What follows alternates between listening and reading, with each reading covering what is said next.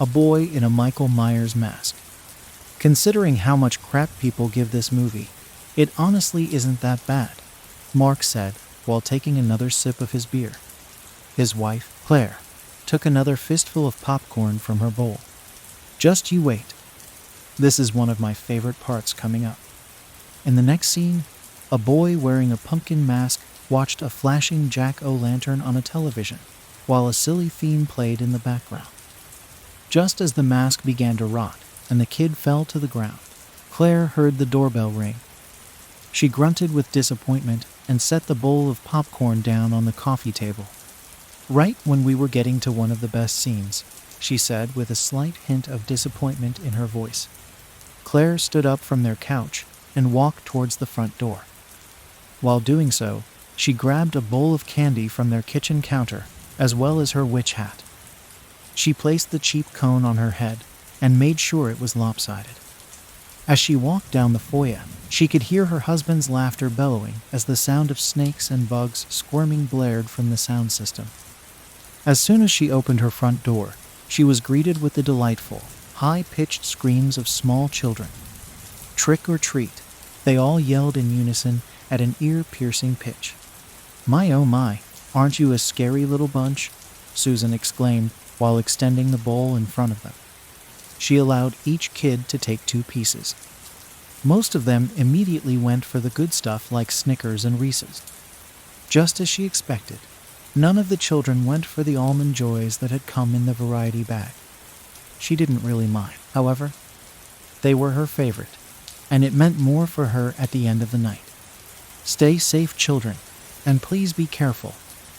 This is a busy street, so watch out for any cars. Yes, ma'am, the group retorted while turning and running down the cobblestone path that snaked through her yard. One child covered in zombie makeup turned his head as he ran and yelled, "Thank you." Claire smiled and waved goodbye to the children as they ran down her driveway and onto the sidewalk. As she watched them take off towards the next house, she caught sight of her neighbor walking across the street. The two exchanged a friendly wave. The woman and her daughter glanced up and down the street before running across it and up to Claire's front door. "Happy Halloween, Margaret," Claire said, while holding out the candy bowl for her daughter. "You know, I've been looking all up and down the street for you. I'm guessing Mark went out with Tommy tonight." Margaret's daughter, Elizabeth, shuffled through the candy in the bowl and attempted to find one that would satisfy her cravings. "Tommy actually went out with some friends from school. He was begging us all month to do it. I was a little skeptical, but Mark was the one that pointed out that we need to let him off the leash a little bit. We came to a compromise that he couldn't go past Jefferson Street." Elizabeth squealed with delight as she finally found a Twix bar among all the pieces of candy. She placed it in her bag and went back to scavenging through the bowl for another one. "We also put a tracker app on his phone just to make sure he listens. He's never really been a problem with this sort of thing, but I just wanted to be safe." They both looked down as Elizabeth made it known to the world that she had found 2 more Twix bars. "The 2 of us need to get going. If we see Tommy anywhere he's not supposed to be, I'll give you a call." The 2 women hugged, and Margaret took her daughter by the hand. As they walked down the driveway and onto the sidewalk, Claire looked on with a smile. The 2 of them passed in front of her house and further down the street. Just as Claire was stepping back inside, she caught sight of something in her neighbor's yard. A child stood near the edge of the grass. Claire guessed he was about 10 years old from his size. His small frame was covered in a pair of dark blue coveralls that were easily 2 sizes too big. His face was hidden by a Michael Myers mask that was meant to be worn by an adult, causing it to appear almost comedically large on the boy's head. An orange plastic bag filled with a small amount of candy hung by his side from a small fist. She assumed it was the Johnson's kid considering he was standing in their yard. "Did you want some candy, Robert?" The boy stood completely silent and motionless. He simply continued to stare at her with the hollow, black eye holes of the mask. Claire had never really known Robert to be a talkative boy, so this hardly surprised her. Claire shrugged and shut the door behind her. She rested the bowl of candy back on the kitchen counter and plopped down into the cushions of the couch. Just as she found the perfect comfortable position, Mark nudged her. "Would you mind grabbing me another beer?" She glared at him with an exhausted look. "You have no self-reliance, do you?" Just like many other times in the past, Mark flashed her a pitiful look. "Pee-wees?" he asked in a mocking child's voice. Claire grabbed the empty bottle from his hand and stood up from the couch. "God, you're insufferable," she said with a laugh. Claire walked into the kitchen and threw open the door to the refrigerator. As she grabbed one bottle, she figured that she might as well get one for herself. As she placed them on the counter and opened a drawer to retrieve the bottle opener, something caught her attention. Just outside the kitchen window, she saw a shadow fly across the grass in the soft glow of their security light. She leaned closer to the glass that had frosted around the edges from the chill of the night air. A few dead leaves tumbled across the grass as she scanned the yard for the source of the movement. Ding-dong. Her attention suddenly diverted to the front door. She left the bottles on the counter and grabbed the bowl of candy once more. As she flung open the front door, she was not greeted with the familiar cheers of small children like every other time that night. Her front doorstep was empty. She glanced at her driveway to find no one in sight. It was not until she looked near the edge of her lawn that something caught her attention. The boy in the Michael Myers mask was standing near the hedge that bordered Claire's yard. He stood completely still in the green glow of the Halloween lights that emitted from the front landscaping. At this point, Claire knew this was not the neighbor's kid. Although Robert rarely talked, she knew that he was not one to pull pranks like this. She attempted to see any details of his face through the holes in the mask, but to no avail. "Look, I don't know who you are, but either take some candy or get out of here." She held out the bowl in his direction. The boy tilted his head to one side as the Halloween lights changed to a shade of purple. He then pivoted on his heels and walked down her lawn towards the street. He vanished around the hedge and out of her sight. "Little weirdo," Claire muttered to herself, while opening an almond joy and popping it in her mouth. As she set the candy bowl back on the kitchen counter, Mark called to her from his perch in the living room. "Who were you yelling at?" "Just some kid who was standing in the yard. I saw him across the street in the Johnsons' yard a few minutes ago." "Well, did you offer him any candy?" "Yeah," Claire responded while popping the caps off their beer. "All he did was stare at me and walk off. Good thing I'm here to protect you, honey." She rolled her eyes while walking back to the living room. "My ass," Claire said, shoving the beer bottle in his hand. She tousled his hair and sat down on the couch. With the popcorn bowl resting back in her lap, Claire picked up a handful and happily put it in her mouth. Scratch. She turned her head to find their dog standing at the back door, waiting to be let in. "Oh, come on." Giving up her seat once again, Claire dragged her feet to the back door and slid it open. The black lab pranced inside with delight and vanished into the kitchen to search for scraps. In its wake, a few leaves blew in through the door. Claire quickly rounded them up and tossed them back outside.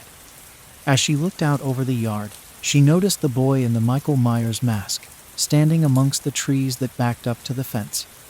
"Hey, what the hell are you doing back there?" There was no response. "Mark, you better get over here." Her husband grunted as he stood from the couch and lumbered in her direction. Using the door frame for support, he leaned over and stuck his head outside. "I'll tell you one thing, that isn't the Johnson's boy. Robert is a couple of inches shorter than that and a few pounds heavier." Claire blew air from her nostrils and pinched the bridge of her nose in frustration. "At this point, I don't care who the hell he is. I just want him out of here. If that means calling neighborhood security, then so be it." Mark stepped outside with his bare feet smacking on the flagstone patio. He stood right at the edge where it met the grass. His shadow loomed over the yard as he blocked some of the light coming from inside the house. Either you leave, or we're calling security. You got that?" The boy stood motionless and refused to answer. "Are you deaf or something? Get out of here." This time, the boy moved. He set the orange candy bag down in the pine straw and opened it.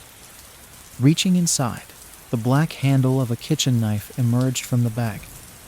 The blade reflected the moonlight and bounced it back in their direction. Holy shit! Mark immediately threw his beer bottle straight at the child. It hurtled through the air before shattering in large chunks against his head. His small body slumped and fell to the ground with a soft thud. "Mark, what the hell is wrong with you?" Claire cried as she ran through the doorway. "You saw that. The kid had a fucking knife. He might have a concussion now, thanks to you. Do you want to have assault charges brought on us by this kid's parents? I doubt they would do anything to us when they realized he was carrying a knife around. Just look at the size of that thing." Mark turned as he pointed in the boy's direction. To his shock, the child was gone. All that remained was the dark brown glass of his beer bottle scattered among the landscaping. "Where'd he go?" Mark asked while stumbling backwards towards the house. Claire took a few steps back herself and fumbled for the phone in her pocket. "That's it. I'm calling the cops." Mark followed her back inside and locked the door behind them. As the blue and white colors emitting from the television danced around the room, Claire dialed 911 and spoke with a dispatcher. Although difficult at times, she managed to keep the panic from seeping into her tone. "They'll have an officer here in about 6 minutes. Her phone suddenly rang, causing her to jump. Looking down at the screen, she was met by the contact photo of her son, dressed up as Dr. Strange that she had taken that very afternoon. "Tommy? Hey, Mom. I'm almost home. Is it okay if my friends come over in a few minutes and watch some movies? They had to go change because we slipped in mud." At this point, her son's messy clothes were the least of her concerns. "That's fine, dear. Just please hurry home." "All right. See you soon," he said with delight as the call ended with a beep. Claire shoved the phone back in her pocket and looked at her husband. Mark was staring out the kitchen window with his nose pressed against the glass. "Any sign of the kid?" "Nothing yet," he said while turning towards the backyard. "It's like he just disappeared into thin air." There was a knock at the door that caused both of them to jump. Claire breathed a sigh of relief and quickly walked towards the door. She threw it open and greeted her son with a sigh of relief as the cool night air flooded inside. "I'm so glad you're home." The doorstep was empty, save for a few bugs that danced around the overhead light. Claire panicked and began frantically looking from side to side. "Tommy," she called into the cool night air. Stepping forward, she was met with an unsettling crunch under her foot. She slowly looked down to find a piece of plastic cracked under her shoe. As she lifted her foot, she recognized it as the magical shield that had come with Tommy's costume. A knot formed in her stomach, and she began to lose her balance. Propping herself against the door frame, she called for her husband, Mark. He came barreling down the hallway in an instant. "Is he out here again?" Mark followed his wife's eyes down to the ground. When he saw the pieces of shattered plastic resting on the concrete, the color drained from his face. "I'm grabbing my gun." Before Claire could stop him, her husband had fled to their room to retrieve the firearm from the top shelf of their closet. As she watched him disappear around a corner, she heard a noise come from the driveway. It sounded like something falling on the pavement. She timidly approached the driveway and peered around the back of her car. She was met with nothing but the sight of an empty sidewalk. She crept closer to the street and was surprised to feel her foot slip in something. She glanced down to find a small puddle of blood near the back tire of her SUV. Her shoe had smeared some of it across the driveway in a dark crimson streak. Tommy's cell phone lay on the concrete with the screen cracked. Claire's contact was still pulled up on the phone app. "Mark," she screamed at the top of her lungs. Within a matter of seconds, Her husband came running through the front door with a pistol in his grasp. As he came closer to her, she pointed at the puddle illuminated under the sickly yellow glow of the street light. Mark wrapped an arm tightly around his wife, pulled her away from it. He was met with resistance as she broke from his grasp and ran towards the street. As Claire glanced further down the sidewalk, she could see a trail of blood illuminated under the streetlights that dotted their way down the road. She felt her head spin and her knees begin to weaken. She soon fell to the ground and began to sob. Mark rushed to her side and bent down to cradle her. "Tommy!" She continued to scream her son's name into the cool night air, only to have it echo back as if the world was taunting her. As her cries carried up and down the street, hot tears ran down her cheeks. Mark held her tighter as the two were bathed in the red and blue glow of an approaching police car. The vehicle pulled up to the curb, and the deputy threw his door open as he caught sight of them. As he approached, Claire's voice continued to pierce the night, only to be lost in the howling wind. The attic in the basement. "Quiet down, back there," I yelled whilst driving down an all too familiar road. My best friend and his girlfriend wouldn't stop laughing loudly with each other, much like young couples do.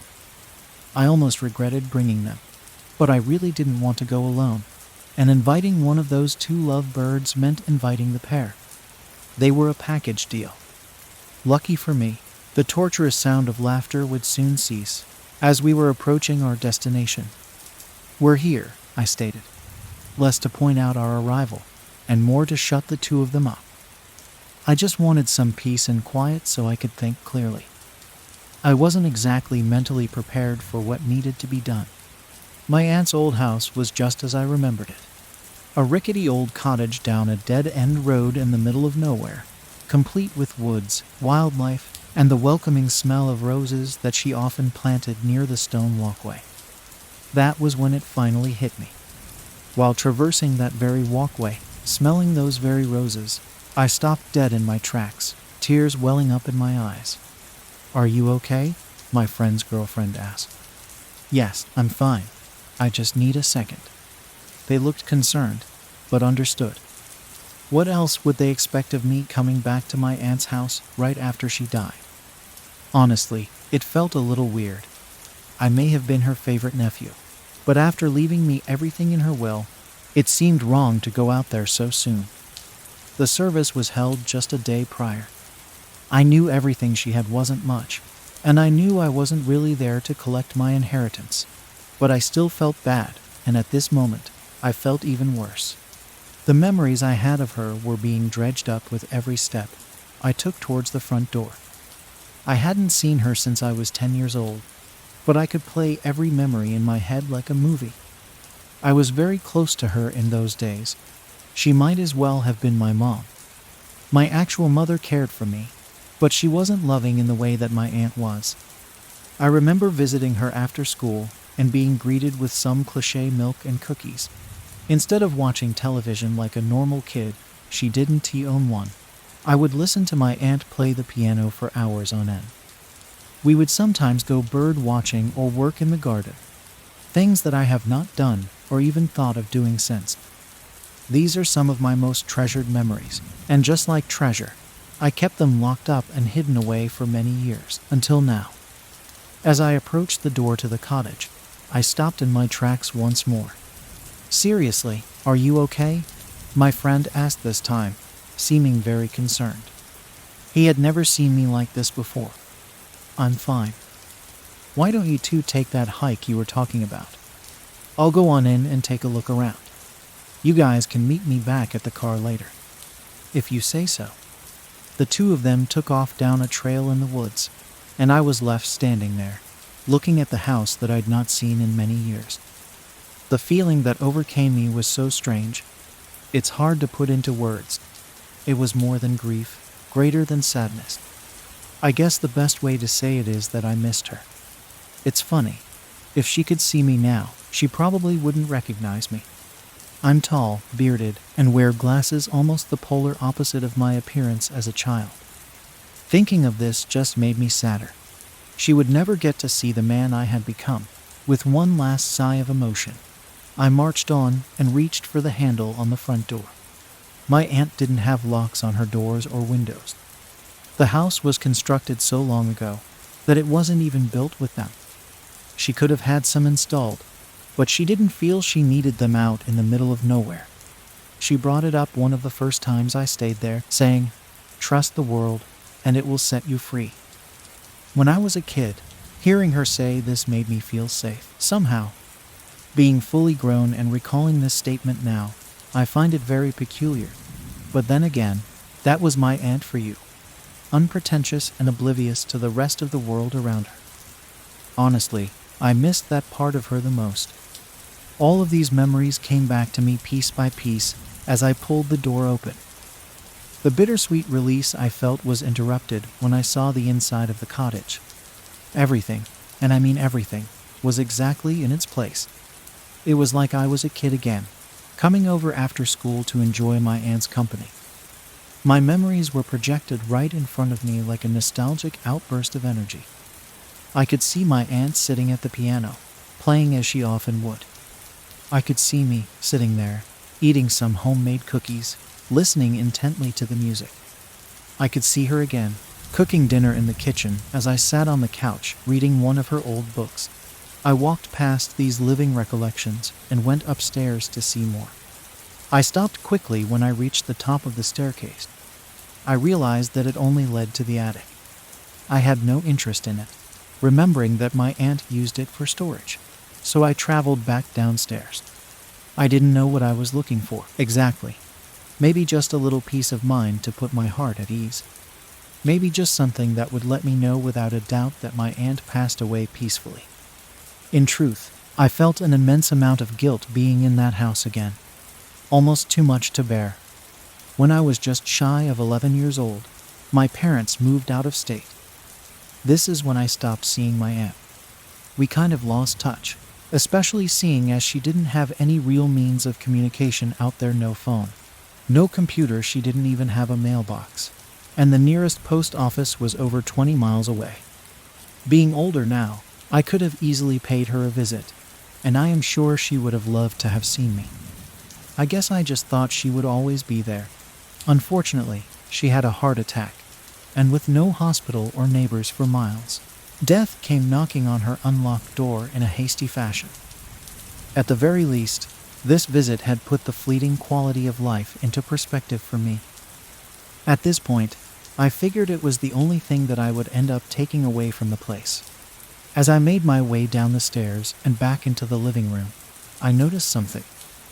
I was in such a hurry to escape my corporeal memories that I didn't notice it before. It was the desk where my aunt would sit and write for hours at a time. She said that it helped her experience the world outside of her cottage by writing about how she imagined and wanted it to be. The more I remembered my aunt, the more I could see how isolated and somewhat unstable she really was. She was odd, but I loved her just the same, even now. What I hadn't noticed upon entering the house was that the desk drawer was open. I looked inside and found a single sheet of paper with my aunt's handwriting on it. This is what it said. To my dearest nephew. If you are reading this, then the cold tides of death have swept me away once and for all. I know that we've not seen each other since you were a child, but I hope you still think fondly back on our time together. I was happy to look after you, and I know that you were happy to spend time with me. I don't want you to be sad or feel off-put about my death in any way. This is how it is, and in turn how it was meant to be. I will always hold you dear in my heart, and I hope you'll do the same for me. I want you to live freely despite this, and enjoy each and every moment of your life, just as I did mine. I will see you again someday, and I look forward to it. Trust the world, and it will set you free. I shed a single tear reading this passage, knowing that my aunt wanted me to find peace in this old house. The very closure I was looking for was in her desk the whole time. The elation I felt almost distracted me from the postscript at the bottom of the page. P.S. Don't go in the basement. How peculiar. What was down there? Was my aunt hiding something? If so, what was it?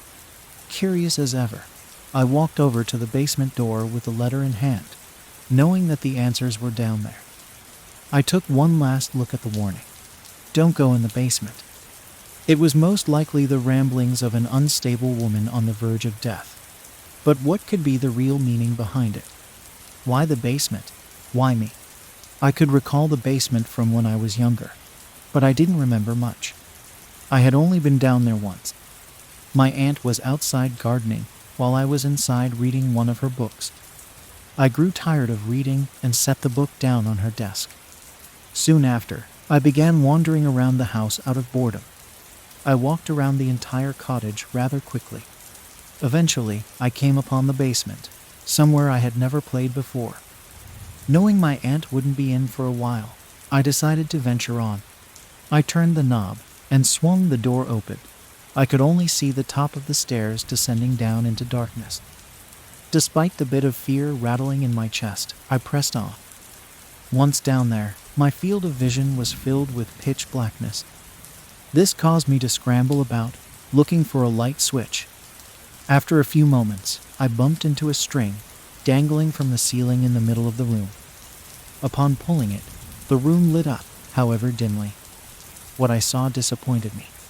It was a typical basement, but smaller, with concrete walls, a concrete floor, and some pieces of wood sitting off in the corner, probably some old floorboards left over from the house's construction. When you're a kid, there's a bit of mystery and adventure injected into everything you do. This adventure ended on a flat note, leading me to an unused space, lost to the depths of the house. The next thing I remember was my aunt's voice as she came down the stairs yelling, "You can't be down here." She sounded more worried than angry, probably scared I would somehow hurt myself down there. There was more to this memory, but that was all I could recall while standing in front of the basement door. I turned the knob and swung the door open, revealing only the top of the stairs and the basement below, completely void of light. Instead of feeling adventurous like I did as a child, I now felt nervous, repeating the words my aunt had left for me over and over in my head, and then asking myself once more, why? I crept down the stairs slowly, so as not to shake the foundation. That's what I told myself. But I guess my sluggish pace was largely on account of the fact that I was frightened at what I might find when I reached the bottom. Growing impatient and uncomfortably anxious, I picked up the pace a bit. I felt the concrete below my feet, and I rapidly darted towards the center of the room, reaching for the light, praying that it still worked. I felt around for the string and then pulled it. To my delight, it still harbored electricity. The room became dimly lit. In a panicky state, I spun around looking every which way as I did. What I saw surprised me. There was nothing there. It was just how I left it when I was a kid. Even the old floorboards were there, still untouched. I felt relieved, but far more confused than before. Why didn't my aunt want me to go down there? I pondered for a bit and figured that maybe there was asbestos or mold in the cellar walls. This would explain why she didn't want me playing in there as a kid, and why she didn't want me there as an adult either. She just wanted to keep me safe, like she always did. This made me feel better, but deep down I knew there was more behind my aunt's plea. As I made my way over to the stairs, something gave me pause. Memories were coming back to me. I could recall being in the basement when I was younger, but there was something different about it. Different than how it looked now. There was a door that led straight to the attic. How could I have forgotten? It was all so clear to me now. I remember finding a door down there and entering the attic. I knew that it was the attic because I peered out the window and saw my aunt gardening 2 stories below. I waved to her, but she was too busy to notice me. I found it odd at the time that I was able to travel directly from the basement to the attic without so much as climbing a single step, but I brushed it off. After all, I was only 10, and I had no interest in getting caught up in the semantics of how a house was built. Being older, this strange memory was perplexing. How could the basement lead to the attic? It isn't even remotely possible. I tried to call on some more memories, but the details of that day were still fuzzy. I tried convincing myself that it was a dream I was recalling. How could it have been anything else? It was nonsense, right? There's no way it really happened. Somewhat comfortable with this hypothesis, I continued to the stairs, but not before giving the basement another once-over. What I saw eliminated all doubt from my mind. There, in the middle of the far left wall of the basement, was the door from my memory. I squinted and rubbed my eyes, keeping them closed for a good few seconds before opening them again. When I did, the door was still there, as tangible and existent as ever. This couldn't be. It just couldn't. I knew for a fact that the door was not there just a few moments before, and I had already convinced myself that my childhood memory was nothing more than a bizarre dream. What the hell was going on? There was only one way to find out.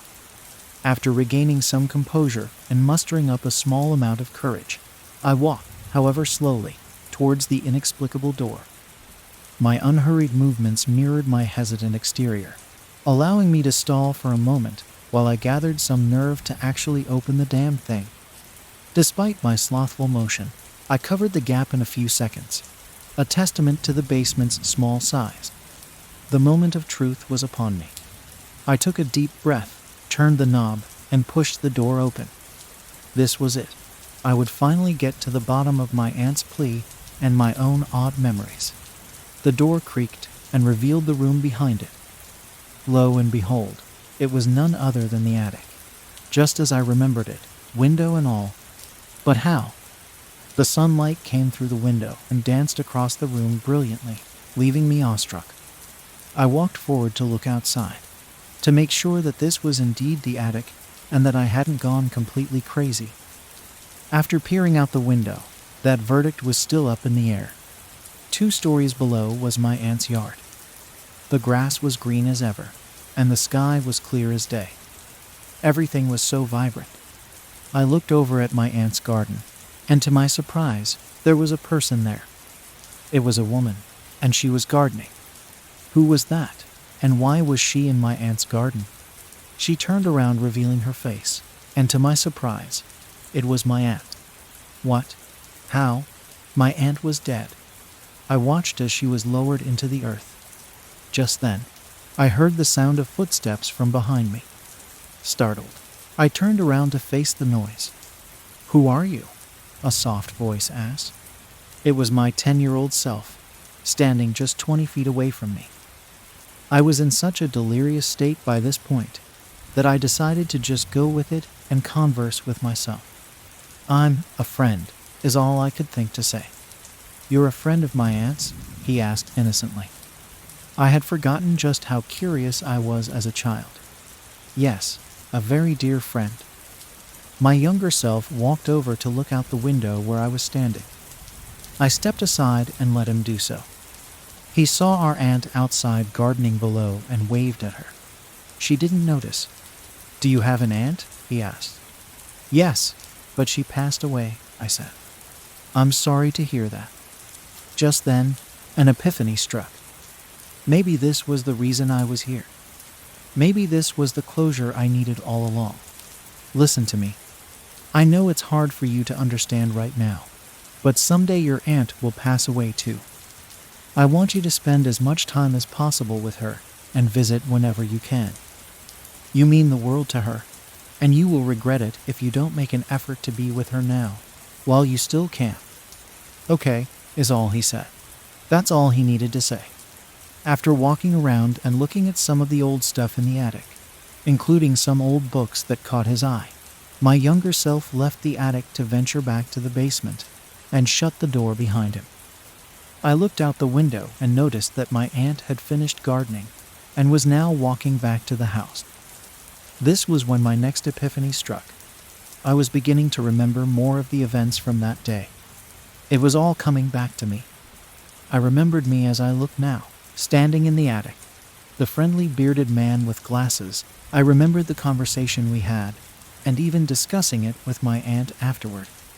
My astonishment was interrupted by more footsteps in the next room. This time, they were my aunt's. I ran over to the door and listened. "You can't be down here," she yelled in a worried tone. I wanted to open the door and confront her, just to see her one last time and to tell her that I'm sorry for never visiting. I reached for the knob, but I thought it best not to go out there. She would probably have thought that I was an intruder, lurking around her house. As I said before, she wouldn't recognize me all grown up. My apology would have to go unspoken. I could hear her scolding the younger version of me and then bringing me back upstairs. Instead of listening to find out what happened next, I just remembered. I could recall telling my aunt about the attic door in the basement and the friendly bearded man. She told me that I had quite the imagination and told me to wash up for dinner. Looking back now, I remember a troubled glint in her eye, especially after divulging what the bearded man told me. She seemed to know more about my experience than she let on. I stood there for a while, taking everything in. Eventually, I decided it was time for me to leave. I grabbed the knob and jiggled it. It wouldn't budge. I turned it a little bit harder, but to no avail. A wave of terror consumed me. This didn't make any sense. The doors in my aunt's house had no locks. Then again, nothing made sense up until this point either. I backed up a little and ran into the door. It remained still. I did this a few more times, and even tried breaking the window. Nothing happened. Feeling weary, I sat down and took a breather. This is when I heard a distant echo of footsteps and voices coming from within the house. It was my friend and his girlfriend. I had almost forgotten about them. I was saved. In a relieved stupor, I called out to them. It became quickly apparent that they could not hear me from wherever I was. I heard them walking around, calling out my name. I increased my volume and started banging on the door. "I'm in here, guys," I yelled, not knowing whether I was below or above them. They still couldn't hear me. I began to panic. I started screaming at the top of my lungs and banging as hard as I could on the attic door. I received no response. With a dead voice and pained hands, I gave up. I put my back against the wall and slid down to a sitting position, a few tears streaming down my face. I just sat there and listened as my friend and his girlfriend conversed from within the house. Where could he be? He said he would meet us at the car, right? If he's not in the house, then where the hell is he? My friend asked his girlfriend. "Did you try the basement?" she asked. "Yes. There's nothing but some old floorboards down there." "What about the attic?" she asked. "I tried there too. It's just filled with a bunch of old, dusty antiques. We'll have to call the police and have them look for him too. He must have gotten lost in the woods looking for us." As they made their way out of the cottage, my heart sunk. If they'd already searched the basement and attic, then where was I? I quietly sobbed in the corner for a while before looking through some of my aunt's old things. It was all I could do at this point. I didn't care for any of it, save for one treasure of hers that caught my eye. It was a book with a blood-red symbol hand painted on the front. I had never seen anything like it before. I opened it up and read the beginning aloud. The spells in this book are to be followed precisely. If even one step is not executed properly, you might endanger yourself and those around you. Use these spells at your own risk. The odd nature of the preface littered my nerves with a sense of worry. Was my aunt a witch? Before turning the page, I noticed an old lace bookmark saving one of the pages. I opened up to it and looked at the chapter heading. Chapter Roman 8, Horticulture.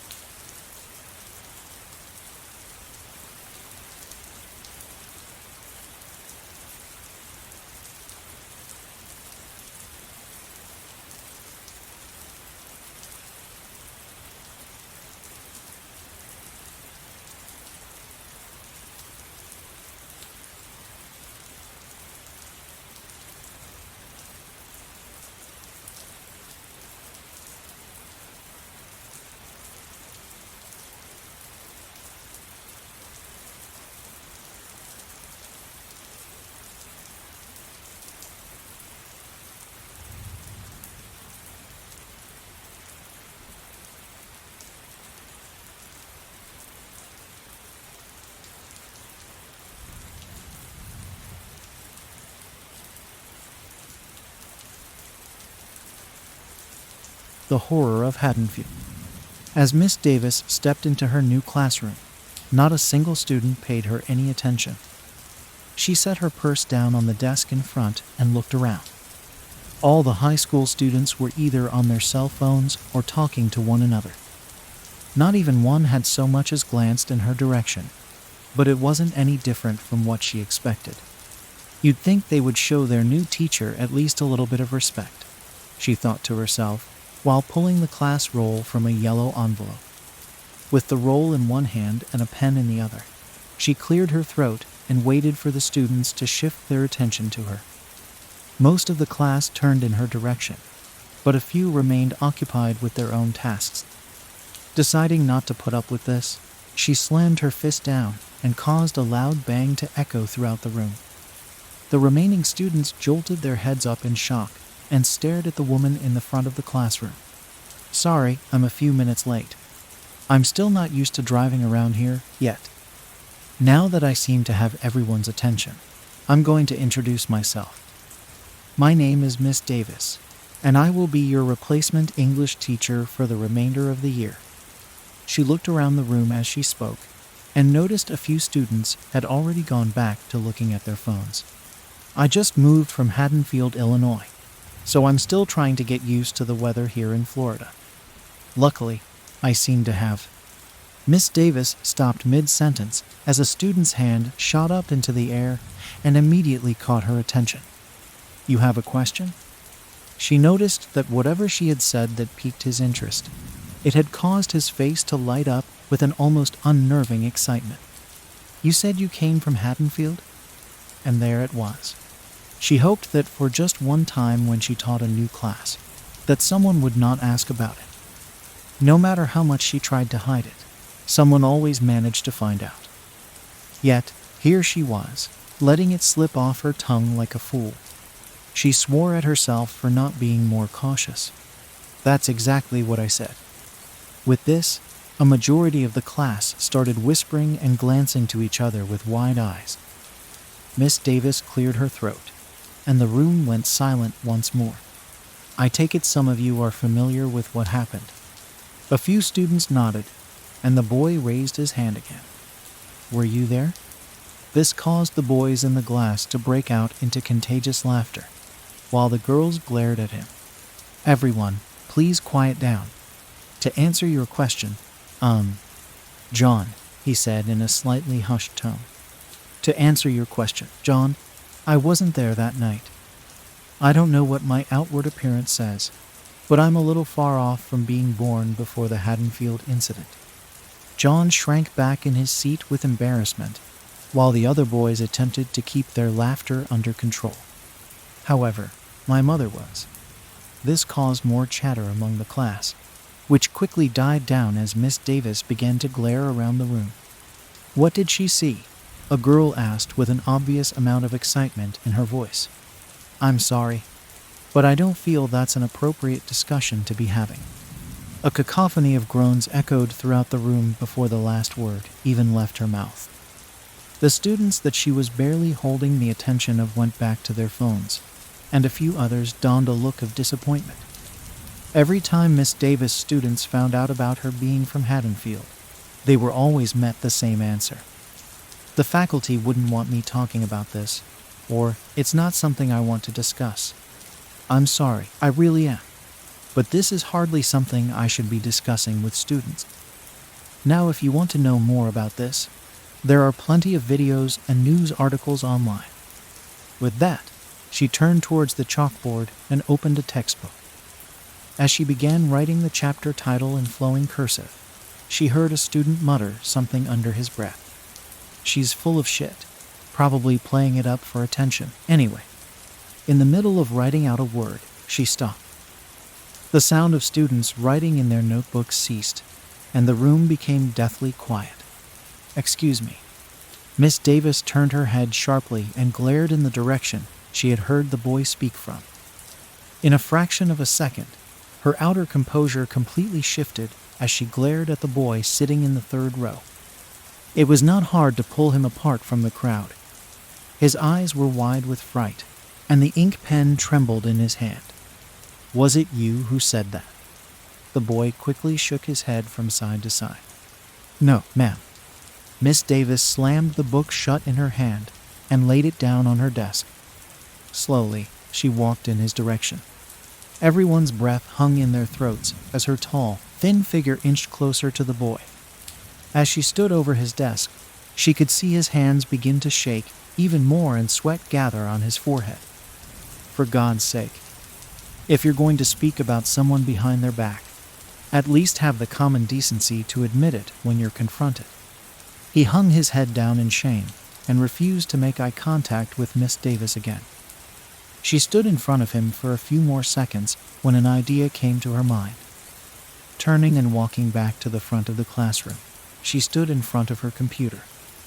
Entering her login information, she opened the internet browser and scrolled through a list of searched results. Once satisfied, she turned on the projector and switched off the lights. The classroom was thrust into darkness, save for small slivers of light making their way through gaps in the blinds. Miss Davis sat down on the edge of her desk and faced the students. Suddenly, the projector finished warming up and the room was filled with a flash of light. After everyone's eyes adjusted, they could see a newspaper article projected on the chalkboard. Miss Davis' form blocked part of the bottom of the image, but they could still make out the headline. 3 dead in Halloween night murders. So, you think I'm full of shit? Well then, I guess it's time to clear some things up about what happened in Haddonfield in the wake of these murders. A girl in the front row raised her hand. All it took was one look for Miss Davis to recognize her as the overachiever of the class. She had no doubt that in the coming days, this girl would do nothing but ask questions to make her herself seem smart and kiss ass at every opportunity she got. Before she could even call on her, the girl began talking. I don't think the principal would be too pleased to hear about your language. I also don't think he would like you discussing such an inappropriate topic in the classroom. Miss Davis smiled and gathered her thoughts for a moment. What's your name, darling? Annie. Well, Annie, do you know why I'm sitting here right now? Annie shook her head from side to side. For once, she did not know the answer to a question asked in class. I'm sitting here because I was the only applicant to fill this position. All the other substitutes that are on file here weren't up for taking on the job. It's the middle of September, so it's almost as if they'd taken on the role of teaching the entire school year. It's never easy to find a permanent replacement when a teacher passes, but Principal Curtis was lucky enough that I applied. Annie was continuing to sit at full attention while Miss Davis spoke. The other students either had their eyes on her or the teacher. Either way, not a soul in the room was distracted. So, to answer your statement about him not liking our discussion or my language, he doesn't really have a choice. There's no one to replace me. Now, are you going to sit here like the rest of the class and listen to what I have to say, or go to the front office and file a complaint about me? Annie's lower lip quivered. She dared not speak another word. That's what I thought. Miss Davis turned her gaze away from her and back over the class. She scanned their faces and noticed that not even one had a trace of boredom. Like I was saying, I'm going to clear some things up about the aftermath in Haddonfield. First, we need to discuss what happened. The classroom tensed up. On Halloween night in 1978, 3 teenagers were brutally murdered on the street where my mother grew up. She considers it a blessing every day that her home wasn't the one targeted. Unfortunately, the people living a couple of doors down weren't so lucky. Their daughter and her boyfriend were found in their house. There was one other victim found strangled in her car. After those 3 were killed, another person almost perished that night. Her name is Laurie Strode, and she's the only one to survive an attack by this man. Miss Davis leaned over and scrolled the wheel on her mouse. The page moved down, and the image of a white novelty mask filled the screen. Michael Myers. She felt the words struggle to come out of her mouth. Just saying them made a bitter taste appear in the back of her throat. Who can tell me something about Michael Myers? She asked while looking at her students. No one said a word. Everyone's eyes were glued to the screen in intense fascination. The almost sickly white glow of the projector illuminated their faces, exposing every detail. The only sound that could be heard was the wind faintly blowing against the windows outside. A boy in the second row slowly raised his hand. I remember seeing him in a show on Investigation Discovery. They said that Lori was actually his sister.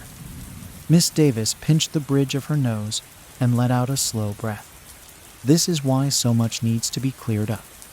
She repositioned herself on the desk and crossed her legs. Why do you think we, as human beings, have such a fascination with something like this? What makes a man, if you can classify him as one, like Michael Myers, so appealing to us? Although the classroom remained quiet at first, a girl in the front row eventually spoke. I think it's because we all have some amount of interest in disturbing things like this.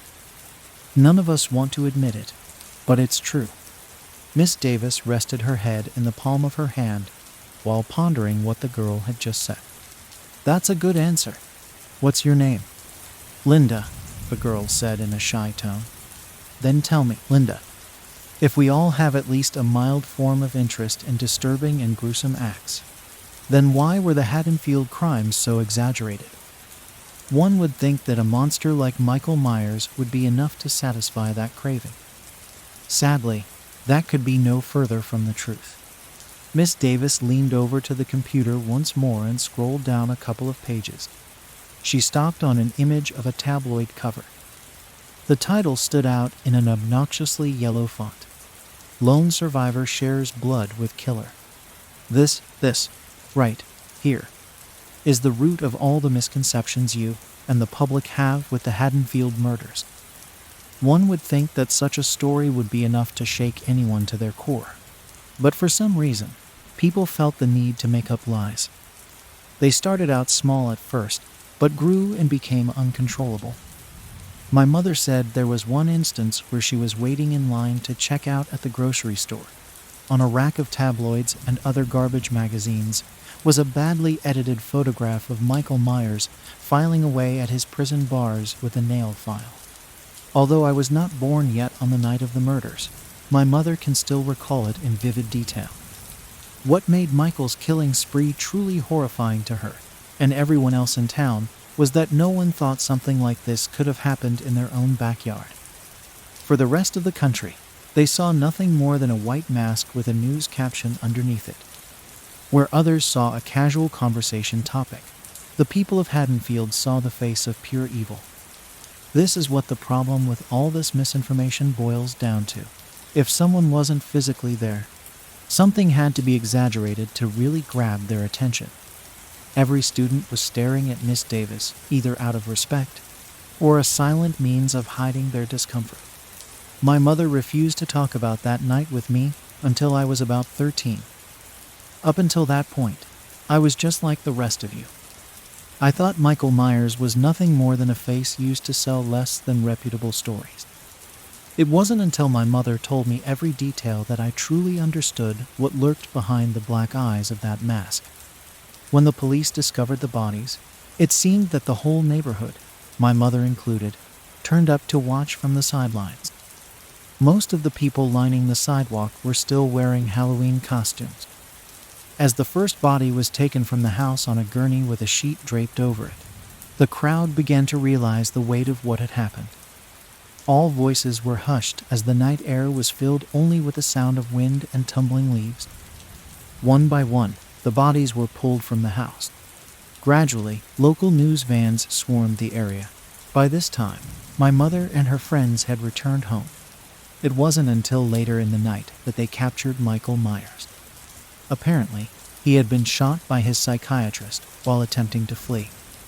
As two police officers took the injured man towards a police car, he was approached by the cameraman of a smaller news station. My mother said that when he approached the officers, he asked them to take Michael's mask off. To this day, she can still remember what happened next with vivid detail. One of the officers grabbed onto the top of the mask and slowly lifted it off. What the camera saw next was the face of no man, but living proof that Satan himself walks this earth. My mother recalled him looking like any other man you might see walking down the street. It wasn't until she looked at his eyes that she realized what Michael really was. Burning deep inside those seemingly empty eyes was something she can still only describe as pure evil. Now to some of you, that sounds like a cliché, but I want you all to stop and think for a moment. Close your eyes and try to imagine this. Think about what it must be like for a person to be purely evil. I'm not talking about cruel intentions. I'm talking about a complete lack of remorse and no compassion for human life. Imagine what a person must be like to see a human being as nothing more than a tally to add to the scoreboard. Miss Davis scrolled the computer screen once more until an image of a man flashed on the screen. He stared into the camera with a blank expression. Many of you know Michael Myers as a man in a mask from all those TV shows, but very few, if any at all, have actually seen what he truly looks like. Trying to sell a human face as evil didn't work as well as the mask. To this day, the people of Haddonfield still fear that face. Although some fear it more than others, it seems that everyone understands what feasted on the innocence of their town all those years ago. She scrolled the screen to the bottom of the web page. The last article was dated as being published a couple of years after the murders. This was the last article that any of those magazines published about Michael. It was almost as if by the following week, the world had forgotten about him. He was now in prison, and the country moved on to the next sickening story that satisfied their hunger for disgust. However, the nightmare wasn't over for Haddonfield. Everyone in town knew that Michael was in prison, but that hardly did anything to settle their nerves. He had broken out once, so the fear that he would do it again lingered over the town. To this day, some residents still fear that he will return. This is the difference between Haddonfield and the rest of the country. Everyone else got their sick kicks watching news stories about him, while Haddonfield lived in his shadow for years to come. When I was growing up, the fear of Michael Myers had dwindled some, but still had a strong presence over our town. No one took enjoyment from hearing his name or reading about his killings. Parents set strict curfews for their children. They acted as if Michael could easily appear from anywhere and unleash hell upon the town once more. None of you can know what it's like to grow up in fear of something so evil that just the sheer mention of his name would send a chill down your spine and make your stomach churn. There was always the lingering feeling that someone was following you, or that someone was watching through your bedroom window. This wasn't like being afraid of a monster in your closet. In our case, the monster had walked the streets, and you could still see the footprints. To the rest of the country, Michael was just a face. To Haddonfield, he was a horrific evil who still cast a shadow over the town. Sadly, the media couldn't exactly sell our view of what he really was. So instead, they turned him into a gimmick until there was hardly any truth to his story. With time, I've learned that an exaggerated lie sells better than the plain truth. Miss Davis stopped talking and studied the class. Some girls had shrunk back in their seat, while others were nervously glancing around. Even some of the boys seemed to be on edge. The discussion had begun with the class listening eagerly, but slowly devolved into an understanding of true evil. Some had handled it better than others, but even the strongest had been broken. This is why I don't talk about Haddonfield around other people. They see Michael Myers as nothing more than a novelty meant to fill late-night time slots and be a brief discussion topic over drinks. To us, he still walks the streets of our little town. He still watches people through their windows at night. He still waits in the shadows to claim his next victim. She scrolled back to the image of an unmasked Michael Myers and zoomed in on his eyes until they filed the screen. When the Haddonfield sheriff was interviewed about that night, he talked about his discussions with the psychiatrist, Dr. Loomis. According to him, Dr. Loomis had stated that in all the years he had observed Michael, he was never really looking at him. Instead, Michael was looking past everything, looking at that night in 1978. Miss Davis glanced back at the screen. Even after all these years, The sight of his gaze managed to fill her with an unsettling sense of dread. My mother has told me numerous times over the years what she saw in his eyes that night on the television. At that moment, Michael wasn't looking into the camera. He was looking past that, and what he saw was another night. The night he would return to Haddonfield. A single tear escaped her eye and rolled down her cheek. She quickly wiped it with the back of her sleeve before turning to the class. In some ways, though, it's almost as if he never left. Thanks for listening. Don't forget to like and subscribe for more chilling content.